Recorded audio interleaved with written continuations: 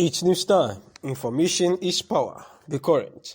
The news headline: President Muhammadu Buhari stopped smoking cigarettes since 1977 when he was the Minister of Petroleum, Ike.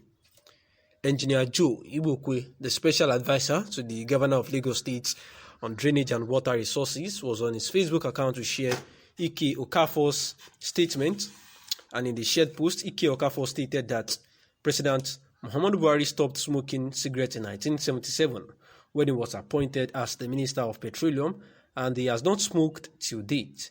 He also said that Buhari has not been with any other woman apart from his legitimate wife. Okafor said that President Muhammadu Buhari has never stolen public funds ever since he was born. He also said that Buhari has never stolen anybody's belonging. After saying all these things about President Muhammadu Buhari, Ike Okafor told his readers to prove him wrong if any of the things he said about Buhari is not true. President Muhammadu Buhari is a man of impeccable character and his reputation precedes him. I think the young world should learn from the president Buhari's character and integrity. If all our leaders can have good character and qualities like President Muhammadu Buhari, then this country will experience a massive turnaround in a short time.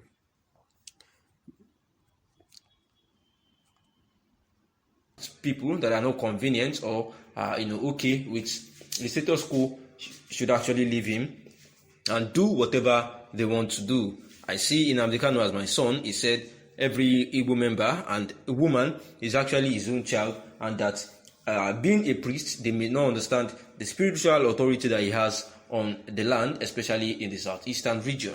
Saying that if, as a church, they cannot be praying for Nigeria, if they can't be praying for Nigeria in distress, then there is nobody should try to stop them from praying for Nnamdi Kanu and also their fellow brothers in distress. Saying that for sure that Mazi Nnamdi Kanu is going to be shown mercy this year by God, and every other people that are detained in the custody of the security agencies of Igbo extraction as a result of addressing the equity, fairness, and obeying the gentleman agreement of rotational presidency reached by Nigeria's patriots in 1999, which has helped to stabilize the country.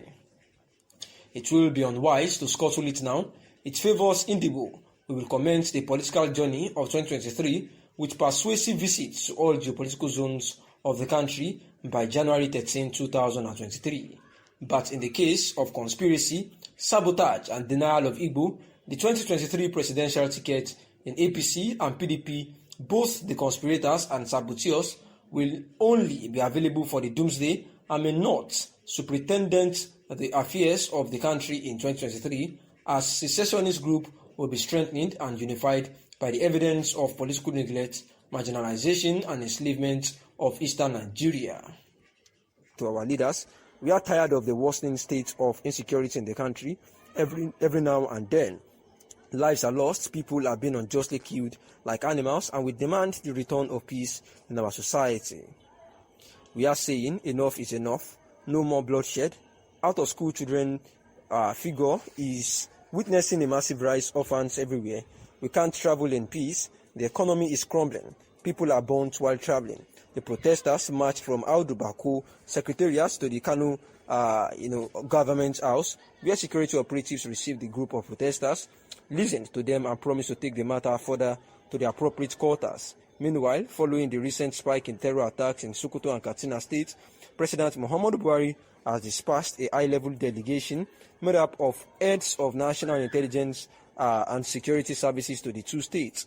According to a statement by the President's Senior Special Assistant on Media and Publicity, Garba Shehu, on Friday, Buhari expects the delegation to present an immediate situation report and recommendations on actions to follow to effectively deal with the worrying situation. And also, the Defunct Social Democratic Party, SDP, Professor Yowuse Aga has urged separatist agitators to go about the agitations in a civilized manner to avoid bloodshed. In an interview with Vincent Kalu, the Professor Agia, a former senator who has served twice as minister and twice as ambassador, said that the three zones that have produced presidents should wait for the other three zones to have president. After that, he noted that the president should be chosen purely through popular contest, devoid of zoning. Many Nigerians have tried to go back in history to situate Nigerians' problems in the amalgamation of 1914. They say that Nigerians' amalgamation into one country should never be taking place because of our differences. These groups insist that the amalgamation's expiration date is over and is now the time for the dissolution of the Federation. But I say these people are wrong. There is no manual for the formation of nations. Wars, accidents, imperialism, necessity, agreement, arbitrations, and consensus have all given birth to countries. Our nation was born from imperialism and it became a British colony after the Berlin Conference of 1884 to 1885. But we shook off the shackles of colonialism and emerged as an independent nation. The whole world still understanding that Nigeria would be a great nation and would wipe away the tears of all black people of the world by building a great democracy and a republic where justice and honor, peace and progress will be showcased. The reasons for the failure to attain greatness are that we have poor leaders and poor followers who have not been able to make nation building their number one priority. Our leaders have continued to wallow in ethnic racism and corruption. Ironically, it was based on Pan-African unity and nationalism, and our founding fathers got independence. But soon after independence, we have systematically destroyed every fabric of nation building through corruption and ethnic racism. The last 6 years have been the very worst in throwing up Nigeria's fault lines. The parties have failed to give leadership and they lack ideological commitment, purpose, or clarity. The weak institutions of states have been unable to defend democracy, and the Nigerian people have yet not resolved on national greatness. When we decide, nobody can stop us, the professor says. The professor also noted that the Nigerian elite must come together and overcome their apathy and decide to make Nigeria great through comprehensive restructuring of the federation, saying that we need more efficient and leaner federal, civil and public service, and that we need the states to be stronger and the federal government to divest itself of its overwhelming control at the center, saying that we must resolve to tackle tribalism with greater intensity that we have fought corruption, saying that the last thing we need to do in addressing our nation's calamity is to recruit into politics and public sphere people with sound character who see wrong as wrong and who are courageous to stand up to forces that seek to destroy Nigeria.